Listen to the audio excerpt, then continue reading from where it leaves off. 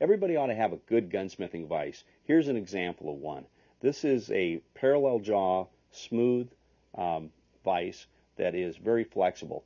It's available from Brownells or Midway. Brownells calls theirs the Versa vise. And what's unique about the vise is that when you don't have it tight, when it's loose, you can easily swivel the vise around quickly to get it in the right position. But the moment you tighten it tightens up the vise as well so it doesn't spin.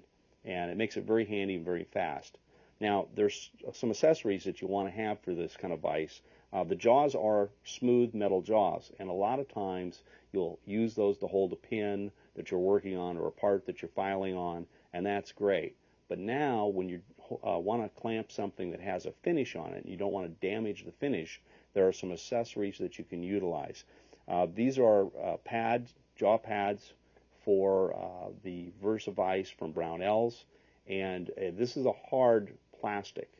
So it's a little harder. It's not going to give as much as some others, and they drop in. They only fit the Versa vise because they're cut out specifically for it. And so that's one choice. Another choice is a little softer finish jaw.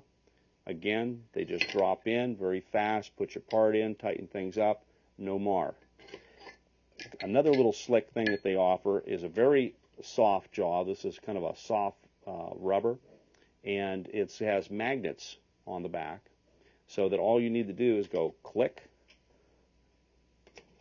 click, and away you go. Really fast. They'll stay in place.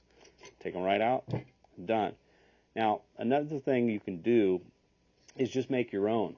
I like the commercial ones because they're fast and easy, and they're, time is money, so they're already done for you.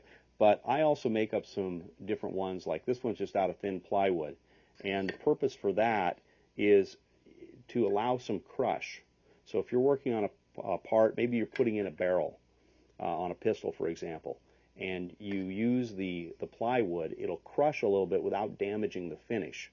And so that works out real well. You can also take and make out of hardwood or out of plywood the same kind of template, and then epoxy to that either a rubber mat or cut out some carpet and put some carpet on it. So I would recommend that you have a series of different vise jaw pads to use for whatever is appropriate for the project you're working on at that time.